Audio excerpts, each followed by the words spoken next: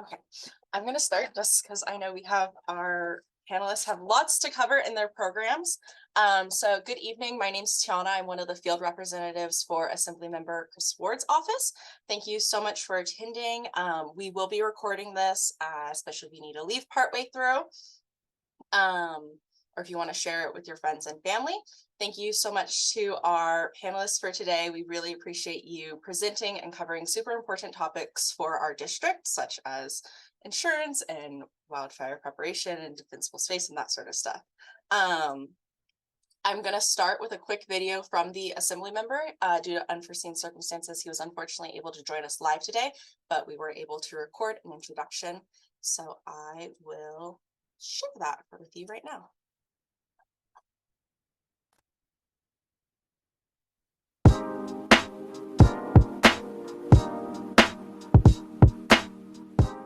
Good evening. My name is Chris Ward, and I have the distinct honor of representing the 78th Assembly District. This includes the majority of the central city of San Diego and part of the city of El Cajon. Thank you for attending our Wildfires Are You Prepared webinar covering insurance and disaster preparation with presenters from the Department of Insurance and the Fire Safe Council. I'm sorry that I'm joining you all virtually today, but I hope that the time can be a resource to anyone with questions on insurance and disaster preparation for wildfires. I want to thank Andrea Valdez, our local outreach analyst with the California Department of Insurance, Rex Hambley, our fire operations specialist from the Bureau of Land Management, and Captain Thomas Schutz, our Fire Safe Council captain with CAL FIRE. We appreciate your ability to present this evening for the 78th Assembly District.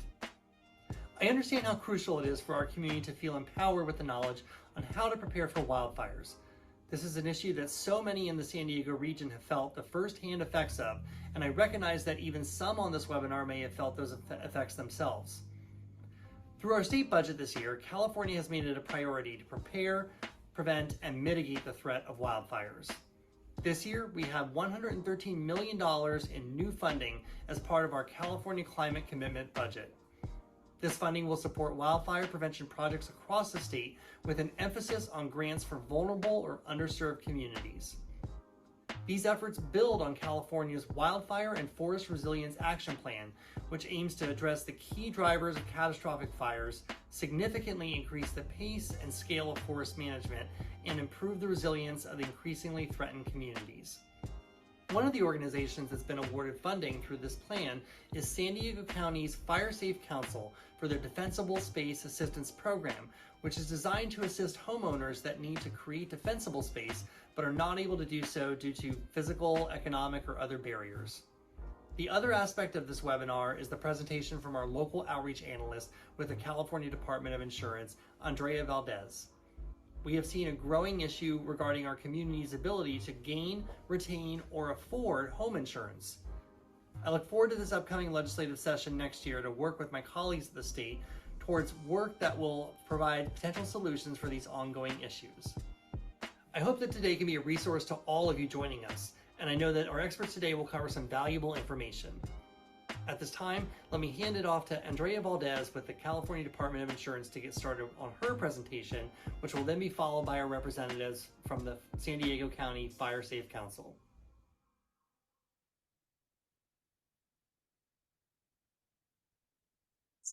Okay. And without any further ado, let's hand it off to the Department of Insurance. Hi, good evening, everyone. Thank you for the invitation to join today. My name is Andrea Valdez, and I want to say that I served as the outreach analyst for the San Diego area, San Diego County. I'm now passing the torch on that area. So it's probably one of my last, I don't want to say last, I'll always come back and help everybody doing one of these presentations in this area. But your new outreach analyst for the area is Sharon Smith. She'll be on with me following along. She'll probably come on with Q&A for me at the end. So without further ado, I'm happy to be with you and your constituents to give you an update on the nation's first wildfire safety regulation to help drive down the cost of insurance. So I want to start off by saying a lot of people do know about the Department of Insurance, but a lot of people don't. So little information on the Department of Insurance. We do not sell insurance. We regulate all lines of insurance. So that's homeowners, auto, life insurance, and of course, a lot more. We also regulate the companies, agents, and brokers that sell insurance. So we have our community relations and outreach branch. And since 2019, we've met with more than 150,000 people through 875 events, and that's in 58 counties. So in California, insurance companies collect over $340 billion in annual premiums, and that's what you and I pay in premiums. Your current elected insurance commissioner, Ricardo Lara, ensures that insurers are solvent, consumer complaints are addressed in a reasonable manner, and insurers and licensees are playing fairly in the marketplace. Everything that we do at CDI is to protect consumers from fraud and abuse. So what can we do for you, the consumer? Anytime you have a question about insurance, call us. If you're shopping around for insurance and want to know more, please visit our website. If you're denied a claim or a coverage, your agent or insurance company isn't contacting you back, call us and file a formal complaint. I promise we can help. On our website, we have educational information about every line of insurance. We have resource phone numbers for every insurance company. You can look up your agent or broker. You always want to make sure that they're licensed. We also have tools to assist you in shopping for insurance, like the premium survey, the complaint study, and so much more. So that website to us is insurance.ca.gov. So the Department of Insurance worked with the state emergency response and preparedness agencies, including CAL FIRE and the Governor's Office of Emergency Services, to create a list of actions that you can take to protect yourself from wildfires. So this is what we call Safer from Wildfires. I'm going to go ahead and get into that. So Insurance Commissioner Lara has directed insurance companies to provide discounts to consumers under our new Safer from Wildfires framework with transparency about risk rating. The regulation requires insurance companies to submit new rates that recognize the benefit of safety measures such as upgraded roofs and windows, defensible space, and community-wise programs such as FireWise USA and the Fire Risk Reduction Community designation developed by the state's Board of Forestry and Fire Protection, which currently includes the counties of Los Angeles and Santa Barbara, as well as many cities and local districts. So I am going to provide a new update. We did have a new update as of September 21st. This is huge. This is probably the first time I'm presenting it here. But previously, insurance companies had until mid-April 2023 to submit their new rates to CDI for approval. So we were urging communities and homeowners to take advantage of this time frame to harden their homes and communities. And if you want to know any information about that, please contact CDI. So let's talk about the first thing, which is mitigation requirements. So step one of the Safer from Wildfires framework is protect the structure. And that's pretty straightforward. Class A fire rated roof, fire resistant vents, multi-pane windows, and a minimum of 6-inch non-combustible vertical clearance at the bottom of the exterior surface of the structure. So that is our first one, protect your home or business. The second thing, protect the immediate surroundings. So we're clearing vegetation and debris from under decks. We're clearing vegetation and debris, mulch, stored combustible materials, and any and all movable combustible materials from within 5 feet of the building being evaluated. Incorporation of only non-combustible materials into that portion of any improvements to the property of the building being evaluated, or the BBE. We love acronyms in government, which is situated within 5 feet of that BBE. Now, number 4, it gets a little tricky. So the removal of combustible structures, sheds, and other outbuildings from the immediate surroundings of the home to at least a distance of 30 feet. Now you're probably asking, is it 30 feet from the property line? What if the neighbor's property is closer than 30 feet? Will the homeowner still receive a discount? It is 30 feet from the building being evaluated. The term building being evaluated is the residential or commercial structure in question and includes decks that are attached or adjacent to the structure. In the event that the applicant or insurer does not control the entirety of the area extending 30 feet from the building being evaluated, removal of combustible structures from as much as such areas as under control of the applicant or policyholder is advised.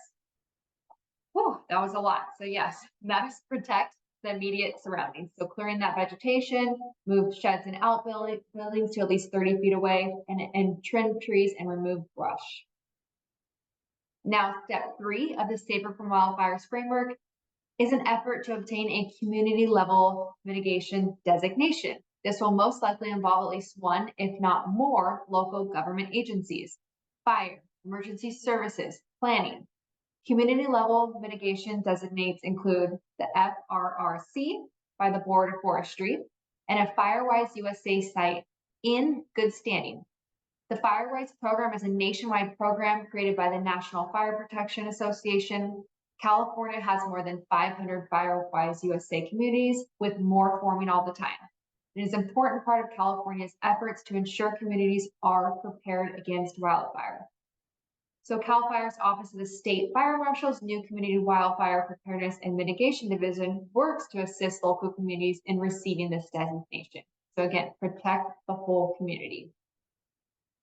Now, along with discounts, transparency is another very important to the benefit of Commissioner Lara's new regulation. We've met with thousands of Californians, and most people do not know that insurance companies assign a risk score to your home or business. Everybody wants this information because if you know about the risk on your property, you can take action to reduce them and make yourself and your neighbors safer. So for the first time, the new regulation requires insurance companies to give you the wildfire risk score for your property. And they have to tell you how they created that score and what went in and what factors went into creating that score. So the wildfire risk score classification must be provided to you at the following times. When you apply for a new policy, so within 15 days, before you renew a new policy, so at least 45 days, before you are non-renewed, which is 75 days, and when you complete mitigation on your property and request a revised score, and that's within 30 days. By creating a right of a repeal, the regulation is giving back power to the consumers. And if you're not satisfied with the response, the Department of Insurance is on your side to help you with this. So this regulation includes both residential and commercial insurance lines. The property and individual buildings within an HOA will need to be recognized for the mandatory property level mitigation factors listed in the regulations, such as the clearing of the vegetation, Class A fire rated roof, and the other factors specified in the regulation in order to qualify for a discount. HOAs may also qualify for other optional wildfire mitigation effort discounts. An insurance company may choose to include it in its rating plan. If an HOA is located within one of the listed community level designation areas, they may also qualify for a community level discount. So under this regulation, we expect to see more businesses, homeowners, and communities making investments in wildfire safety, greater community resilience, reduced losses from wildfires, more insurance coverage for mitigated properties. And again, we've heard from thousands of Californians who want to see discounts for wildfire safety and greater transparency. It's important to note that CDI does not have the authority to force insurers to write coverage. We don't. This regulation attacks the root of non-renewals, which is wildfire risk, and they will make Californians safer. And with accurate pricing of insurance, we expect to see more insurance options for people through a more competitive market. Additionally, the department expects the FAIR Plan to comply with the new regulation and offer discounts for wildfire risk and structure hardening. The FAIR Plan currently offers a 10% discount on policies participating in a fire-wise community. Now, in addition, this is the new information that I have coming to you. In addition to the Safer from Wildfires regulation, Commissioner Lara embarked on a transformative journey to strengthen California's insurance market and protect consumers and businesses even further. And again, this just came in on September 21st. Commissioner Lara announced a reform to a 35-year-old law. So the key elements of this plan include transition homeowners and businesses from the FAIR Plan back to the normal insurance market with commitments from insurance companies to cover all parts of California, providing no less than 85% of their statewide market share in high wildfire risk communities. So this is just an example. If a company writes 20 out of 100 homes statewide, it must write 17 out of 100 homes in a distressed area.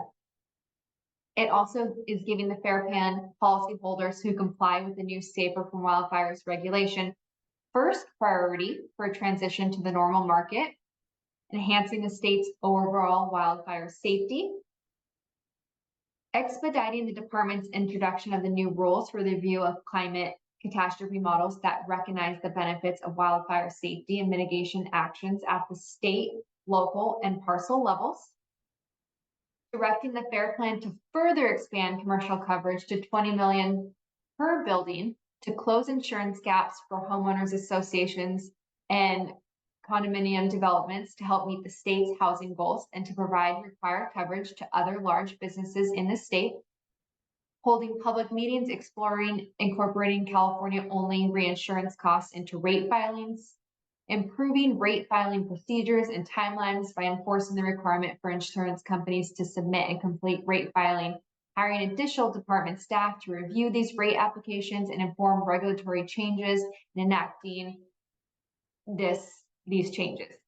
We're also increasing data reporting by the FAIR Plan to the department, the legislator, and governor to monitor progress toward reducing its policyholders, and ordering changes to the FAIR Plan to prevent it from going bankrupt in the case of a catastrophic event, including building its reserves and financial safeguards. So again, this was all announced on September 21st. We just got all this great, amazing new information. This was a lot of information, I know. So any questions, this is our number here. It's that 1-800-927-4357. And again, that's our website right there, insuranceca.gov. Thank you again, everybody, for letting me present. Of course, thank y'all so much. And thank you for providing that information. If anyone had any questions, we do have a Q&A function. We can take some at the end if you'd like to ask, or you can follow up with that number or reach out to our office. We're happy to connect y'all with the Department of Insurance if you have any questions as well. I will be handing it off now to Morgan for the Fire Safe Council portion of this webinar. Awesome. Thank you so much. And thanks to the Assembly Members Office for giving us this chance to share with you a little bit about the Fire Safe Council and some of the things that we work to do to keep our county safer. So I'm going to go ahead and just share my screen. I'm going to be really quick, and then I'm going to introduce two of my colleagues. Okay, so we're a 501c3 nonprofit. We're countywide. We were founded in 1997, and our work is dedicated to supporting the work of our community fire safe councils. So on the screen here, you'll see a map of all of our local groups. So community fire safe councils are led by volunteers, they're grassroots, and they work to make their community safer from wildfire through education, fuels reduction, and community-wide planning. And so here in San Diego County, we actually have the most local fire safe councils in any other county in California. We have 41 right now. Andrea talked a little bit about Firewise communities and how there's over 500, I think, in California. Here in San Diego County, we actually only have one Firewise community, but we have lots of fire safe councils. So that's more so how our model works down here right now. So some of the work that we do as the countywide Fire Safe Council is we have a defensible space assistance program where we assist low income, disabled, and elderly residents with actually doing the clearing and trimming of the trees on your property to help you get in compliance with the defensible space codes. We also offer curbside chipping, as well as community workshops and events with our partners that you're going to hear from today, as well as helping to support the development of community wildfire protection plans, which lay out priority fuels reduction projects, as well as evacuation corridors. Hello. Okay, so these are just some photos I wanted to share really quickly about some of the work that we do. Some of our work with our partners at San Diego Gas and Electric at our wildfire safety fairs, curbside chipping, education, and then down there in the lower left is a picture of all of our community fire safe council volunteers. Also a plug for you to check out our website, firesafesdcounty.org, or reach out to me if that's something that you're interested in supporting. I think in Chris Ward's district, I'm gonna go up, there is like some gaps in El Cajon and Tierra Santa. So if anybody in the district is listening now and you want to learn more about forming a fire safe council, feel free to reach out to me at the email address on the screen, or my phone number is there as well. but I'm going to go ahead and stop sharing my screen and pass it on to my colleagues, Rex and Thomas. Thomas is with CAL FIRE in San Diego County Fire. He's a fire captain. And my colleague Rex is with the Bureau of Land Management, and currently he's a battalion chief. So there you go, guys. The floor is all yours. Right on. Thanks, Morgan. I'll go ahead and kick it off, and then I'll pass it on to Rex. Let me while I'm sharing my screen, just a quick sound check. You guys can hear me okay? All right. Sharing screen. Standby one. I think we're close.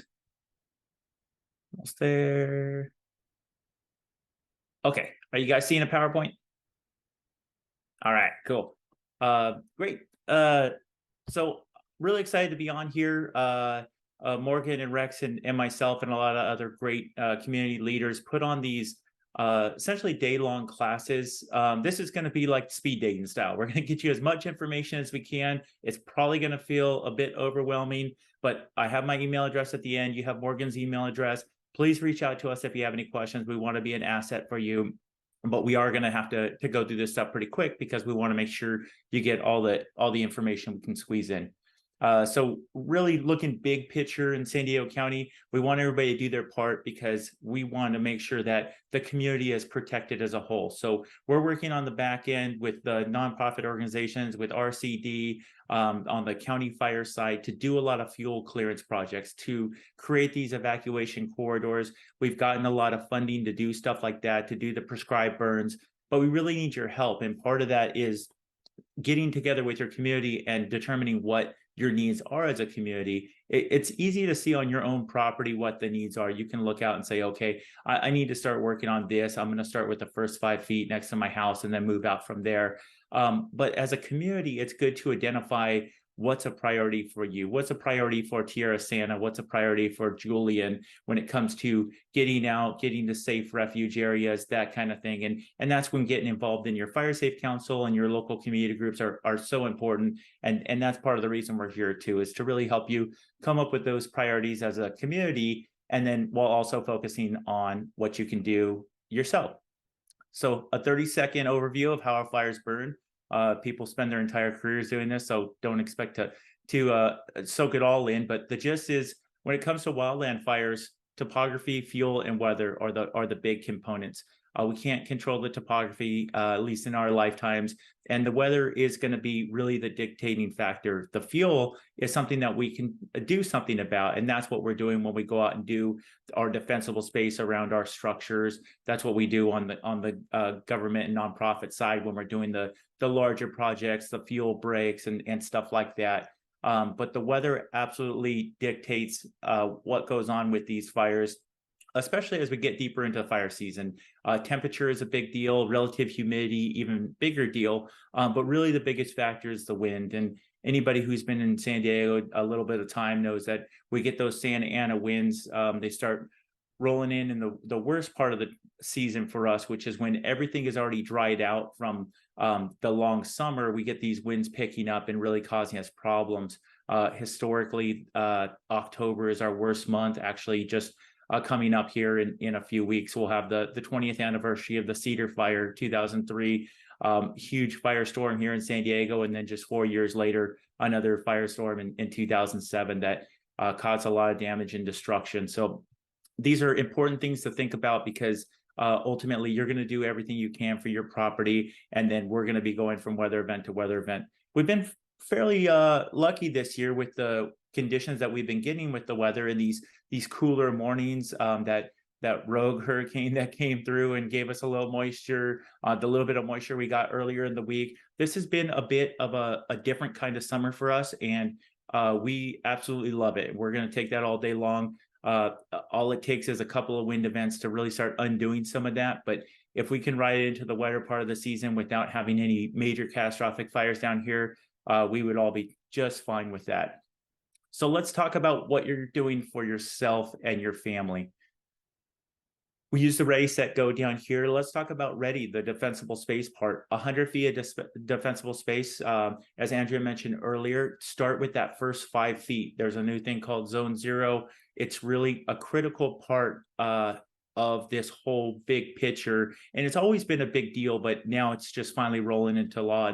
And the gist is, don't have flammable material up against the side of your house. Don't have a bunch of bushes, a bunch of stuff that can carry fire over. Rex is going to touch a bit more on that in his portion, so I'm not going to go too crazy on it. But 100 feet in San Diego, 0 to 5 is zone 0.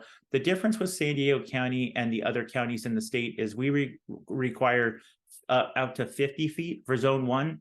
Everybody else is 30 feet. So anywhere you see zone 1 being 5 feet to 30, just know here in San Diego, it's actually 5 feet to 50 feet is zone 1.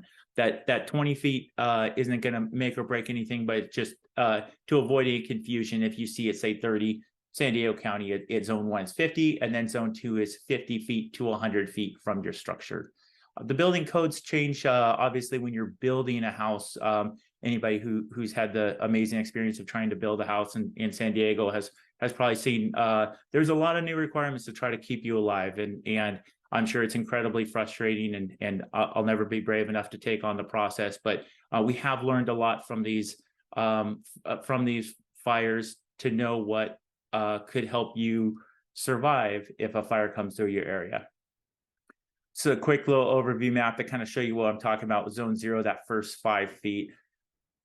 Zone 1 out from there, and then zone 2, the 50 to 100. So this is ideal, right? This is great. There's not a ton of stuff carrying fire to the house. You notice that they don't have mulch right around the side of their house.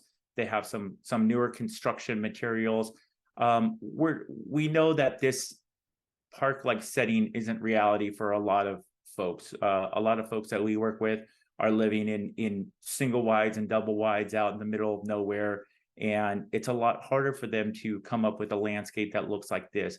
We want you to work with where you're at and really build out from there. With a modular home or a trailer, it's really hard to reinforce as much as some other areas. So do what you can to keep any kind of flammable materials away from it. Make sure you really double down on your defensible space if you have a hard time with the home hardening part, and evacuate early. Don't plan on sticking around if you know that your structure is not that you're not able to harden your structure as much as some folks.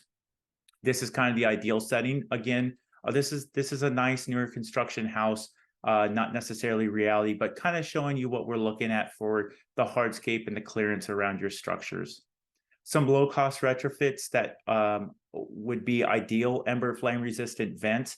They make them now where they basically have like a little baffle inside. The ember gets in there, bounces around, and by time it makes it through, if it does, it's cool enough to not cause problems.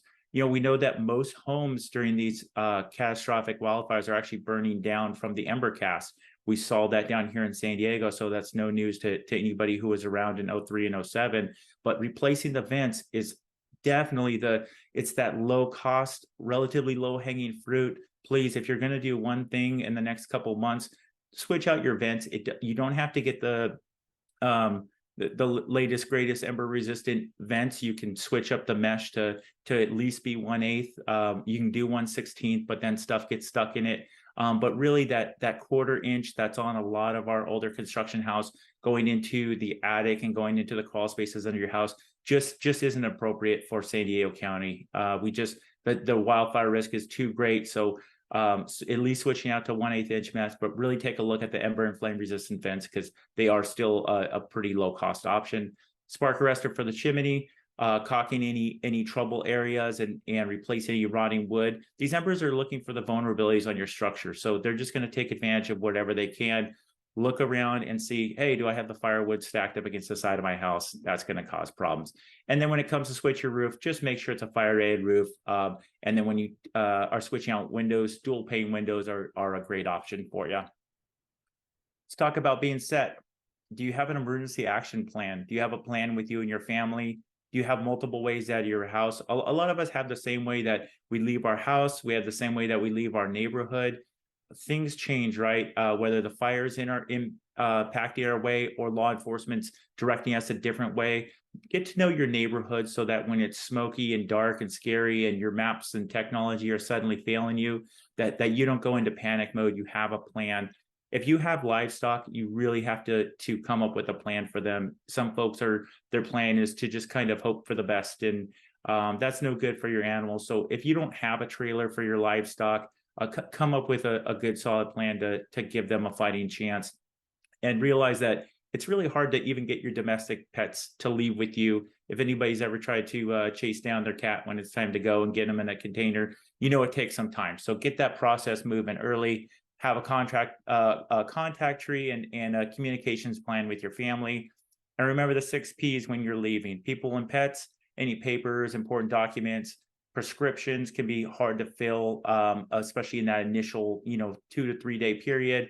Eyeglasses, anything irreplaceable, laptop, and then make sure you have the cards or cash. And that's if you have time. If the fire's at your back door, remember life safety is absolutely the most critical, and everything else can for the most part be replaced. So just get out of there. We'll do our jobs and do what we can to save your place, and then we'll get you repopulated as quickly as possible. And then go evacuate. Remember your checklist. Remember to grab your supply kit. Cover up with appropriate clothing. Those N95 masks that unfortunately all of us have now will be good enough to get you from your house to your car, and good enough to possibly get you from your car to the next point. It can help keep smoke out of your lungs in the short term. Just don't expect it to protect you in the long term. But protecting that airway is critical. Making sure that you protect your eyes is critical. So just the regular, you can get them at Home Depot, but almost like the ski goggle type where they're strapped to your face. Those are going to keep the embers out in the short term. Have appropriate clothing, have appropriate footwear, and then get out of there and follow law enforcement direction and do what you can to stay safe. Real quick on evacuations, I'm going to turn it over to Rex. We have evacuation warnings and evacuation orders. So evacuation warning is the threat is 2+ hours out. The evacuation order is immediate threat to life or property. So if your area is under evacuation order, that means we think, whether it's a wildfire or another disaster, we think that disaster is going to reach you and you need to get out immediately. Evacuation warning says, hey, this event might reach you. Time to get your stuff together. Just like we talked about, you have time to grab your stuff and get ready to go, but you want to be following all the information. These wildland fires are dynamic. Hazmat incidents are dynamic. All the incidents that we run that are big enough to do evacuations are constantly changing, and we want to make sure that you stay as safe as possible. If you have anybody with access and functional needs in your house, the time to go is during the warning. If you have lock that needs to go, the time to go is during the warning. The last thing you want to do if you have these special situations is wait until an order and wait until everybody gets on the road and jams things up. Which leads me to the last point about this, which is just because it's an evacuation warning doesn't mean that you can't leave right now. Evacuate early, evacuate early. There's nothing worse than sitting in traffic waiting to evacuate. We do our best to keep those corridors open, but the reality is that a lot of these areas in the county, whether it's out in the backcountry areas or even anybody who was around for the Cocos fire in 2017, there were folks all jammed up in there waiting to evacuate. Now, law enforcement had stopped one side because it was less threatened, but there were folks who were running out of gas because they didn't fuel up their vehicles. There were people going into panic mode because they didn't really come up with a plan. There were folks that just waited way too long to evacuate, and now we're clogging things up. So think about the long-term stuff.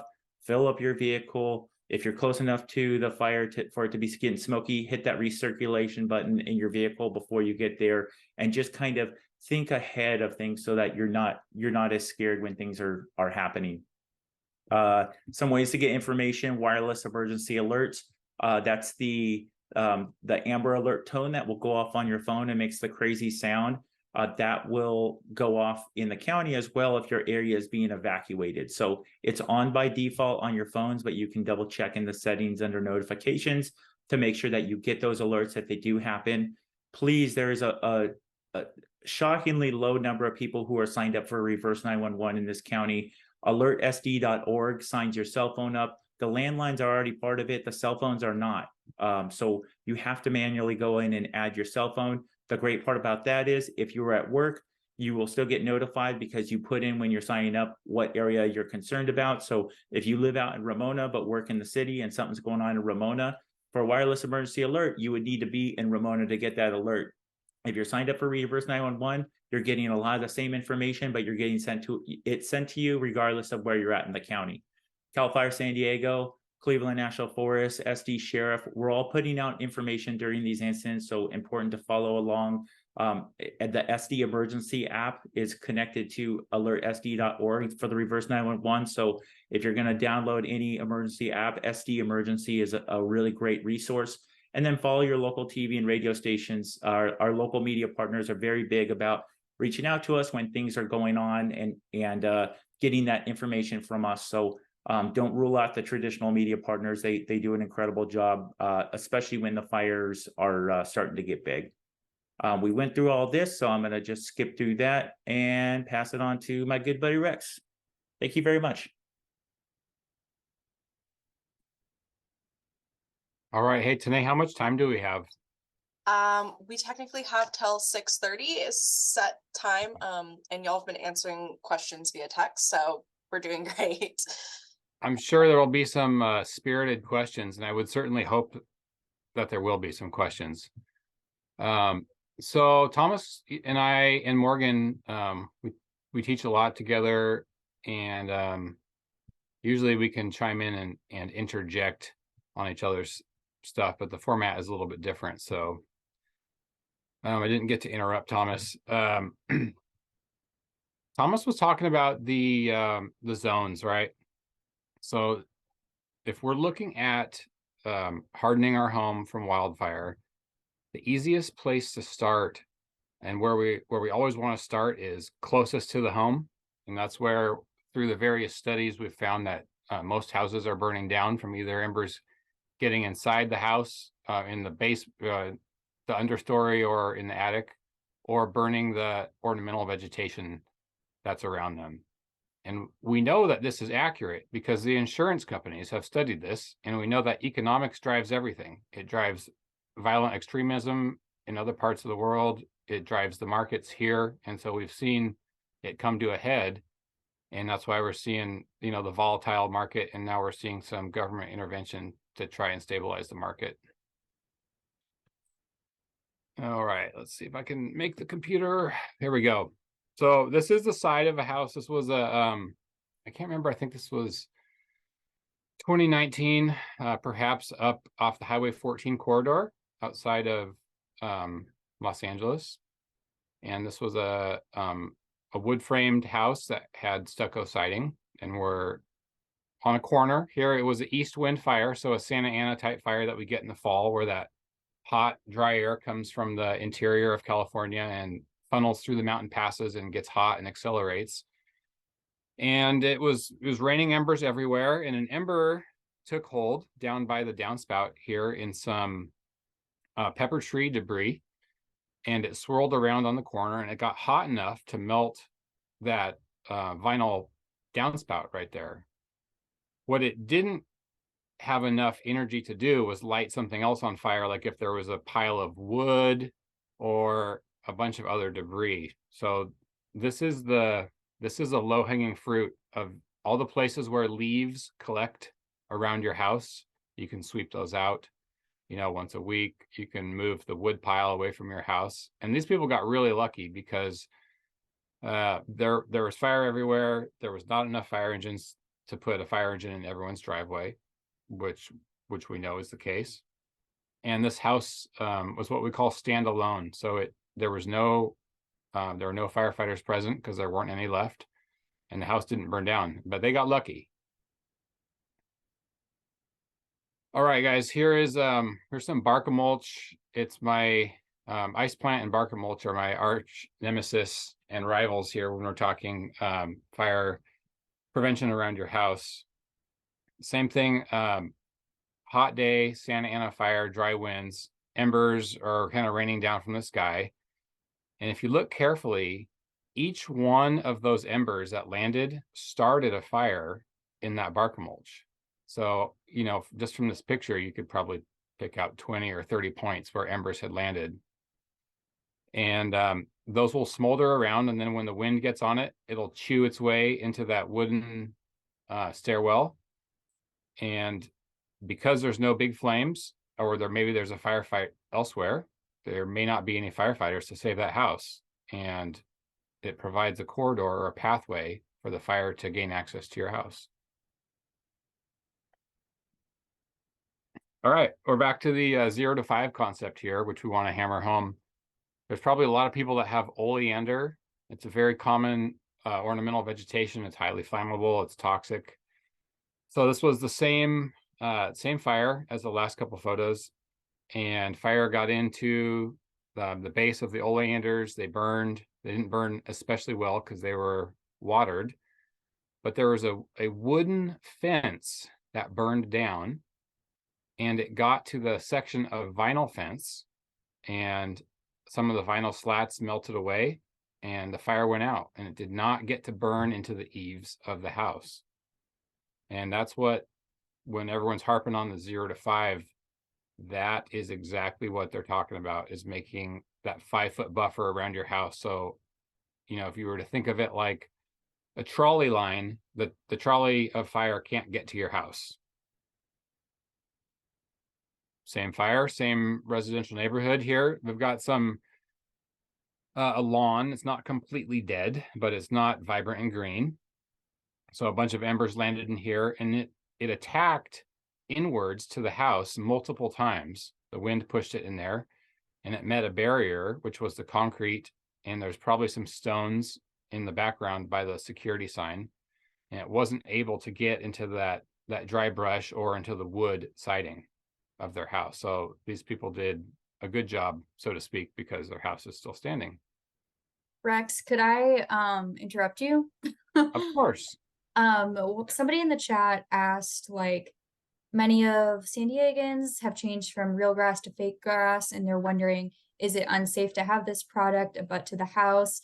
You know, in this situation, do you think it could have been safer to have fake grass or no? That's a great question. I haven't studied the synthetic turf, so I can't speak on that. You know, it's probably a petroleum product. So initially, you know, like the tires on your car, it's actually resistant to fire, but once you get it hot enough, it will burn. So I'd have to defer, you know, perhaps the insurance institutes have had some materials on that. That would be the place to go for that. But I haven't seen corridors of artificial grass burning up to houses and igniting them. It doesn't mean it hasn't happened, but I haven't seen it. Hopefully that answers the question. Cool. I'll monitor the chat. Thanks. Okay. I was looking for, I had it all set and now I can't find it. All right. Anyone think that this house survived? I wish we could do a show of hands. It's a cabin. It's not necessarily representative of San Diego area, but got some pretty decent fire behavior around it. So usually 3/4 of the class says no, it didn't make it, and 1/4 says yes, it made it. We can see that there's tall, dry grass up to it. There's some vegetation right in the front of it that's probably touching the deck. There's a big thing of flames in the back that we don't actually know. Is it a propane tank that's venting? Is it a big bush? There's a big pine tree in the back that looks like it's torched off. And the next answer is yes. So for some reason, that fire wasn't able to get into that house, and there was probably a gravel or a concrete walkway that went around it. I want to talk about vents for a second because Thomas mentioned the vents. Here we go.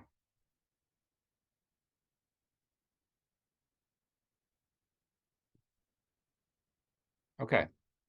So the insurance institutes have found that ember intrusion is one of the top causes of houses burning down. So on the left, we have an old vent, and on the right, we have a newer style vent. And they're somewhat like the muffler of your car. There's little passageways, and the embers go in there, or if you have a Dyson vacuum cleaner, it spins around and all of the dog hair sinks to the bottom. There's some soffit vents here. This was another wildfire that took place the same time as those other photos. And this is the Interstate 5 freeway. It was started by a vehicle, and there you can see there's quite a bit of wind on it. So the wind is coming from the right side of your screen, blowing across the freeway and up at those houses. Everyone else was on the other fire. So they had all the engines that were specialized for wildfire fighting engaged on this other fire.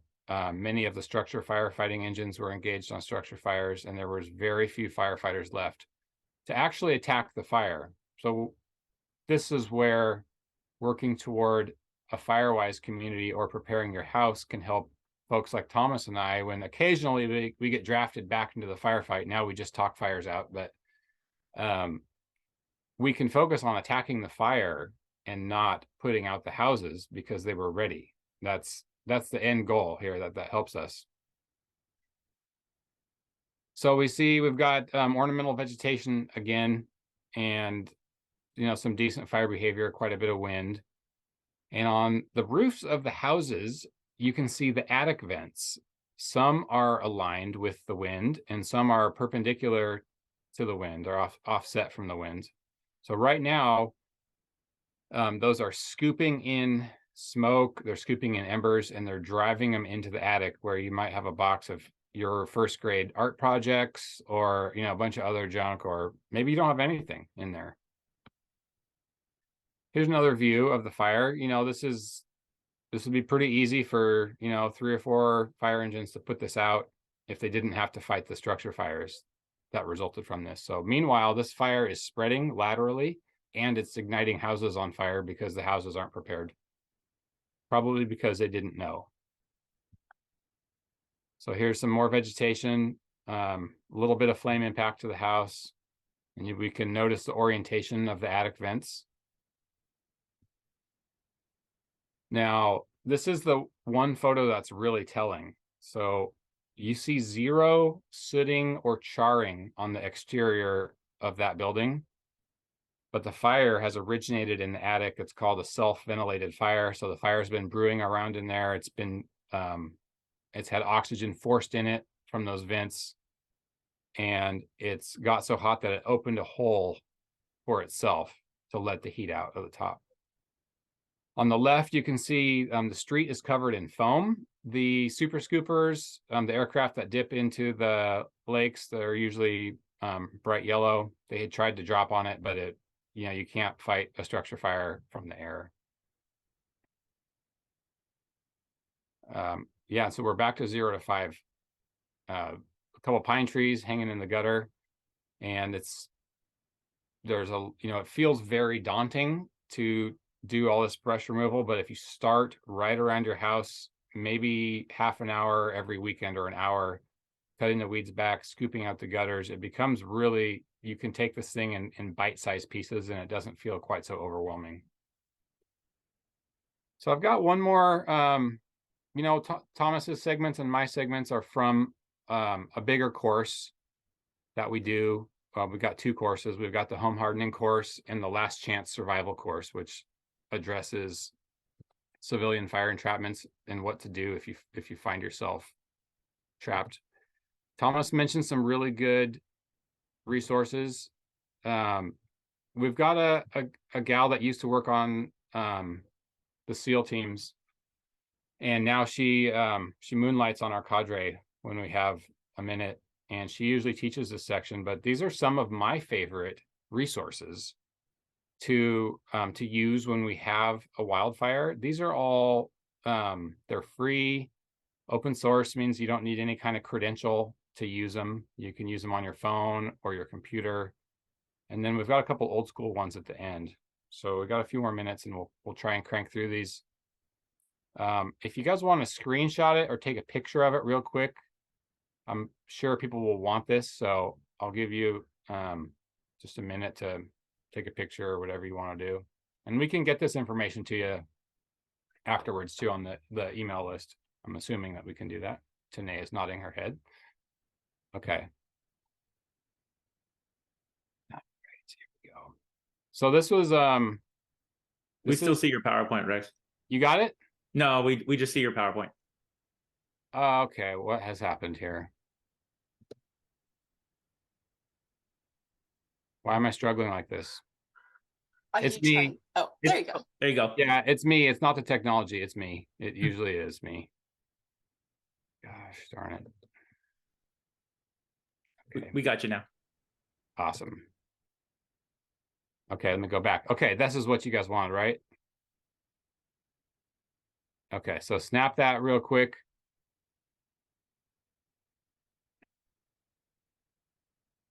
Okay, next.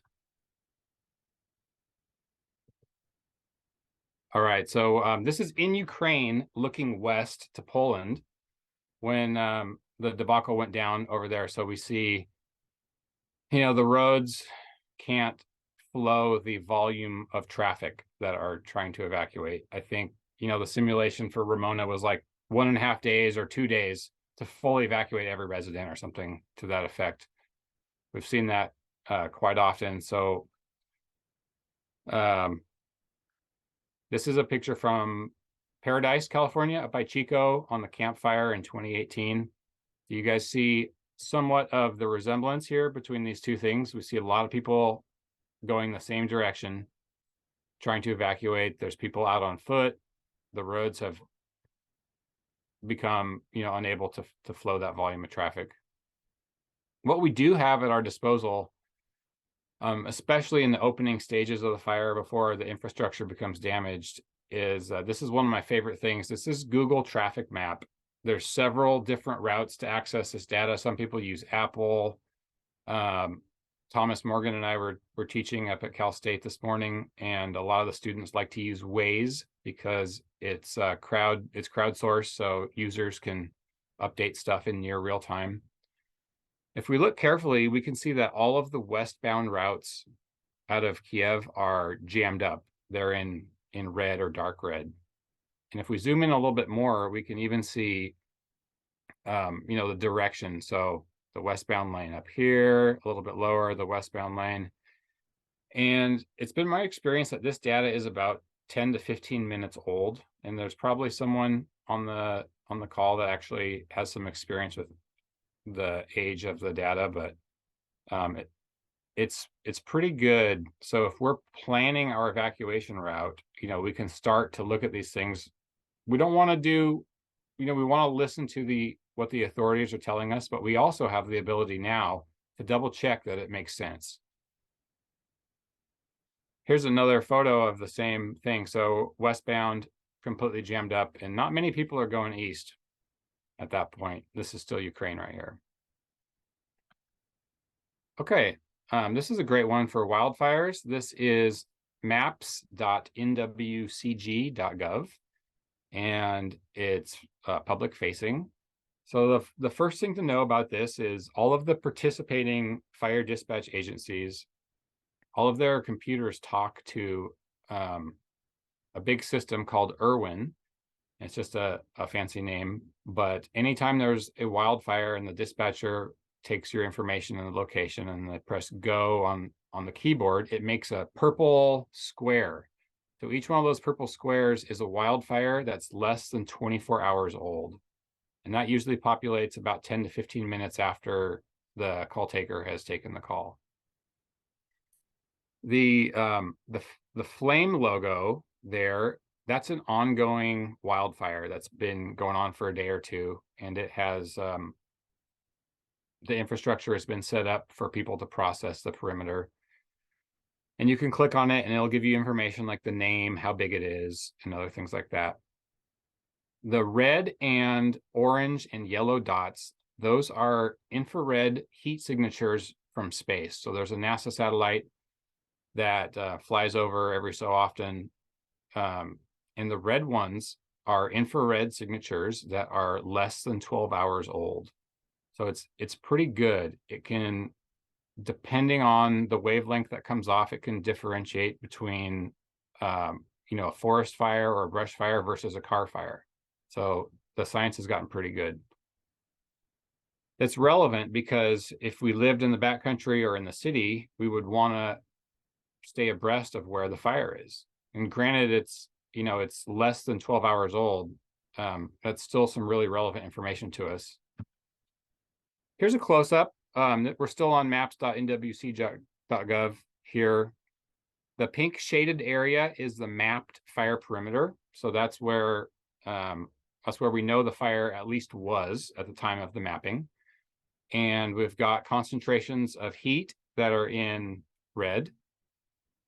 So red is 12 hours, and I think orange is 48, and yellow is 24. And here, this is one of my favorite ones. This is Flight Radar 24. It's a commercial flight tracker. It requires no password. You can use it on your phone. There are several commercial flight trackers that are quite popular. So you could track your spouse or your partner if they're flying home and you're going to pick them up at the airport. I use it to see where the fires are, or if we have civil unrest like we've had several times in the city. The law enforcement helicopters will make an orbit over the area. So where we see an aircraft flying in a circle, that means that there's something interesting to the aircraft. If we click on it, we can learn a little bit more about it. So you could run the registration number and find out who owns it. But once you do this a few times, you get pretty familiar with the type of firefighting aircraft that we have available. Is there any questions on that stuff? We're moving super fast.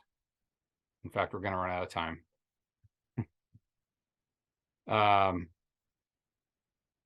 alertcalifornia.org.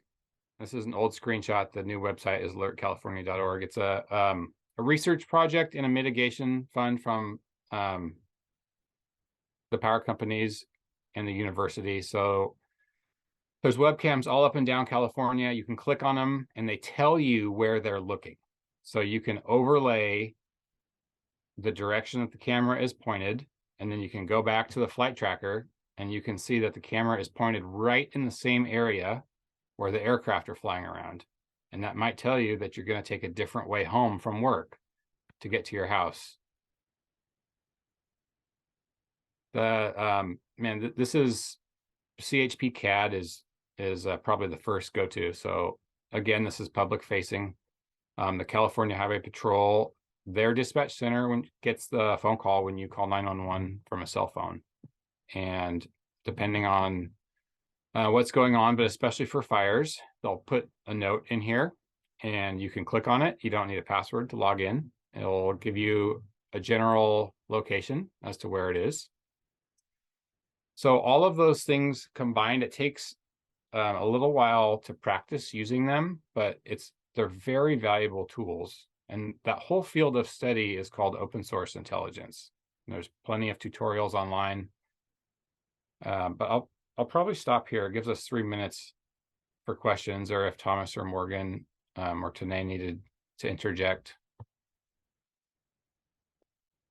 Nope, the last whatever remaining time we had was really if anyone else had any questions that they wanted that y'all were well, I can answer the one that just came through. I know the presentation will be recorded and will be on our website, the Assembly members website. But yeah, any other questions that people want to pop in the Q&A that people would like to answer, this is the time for that.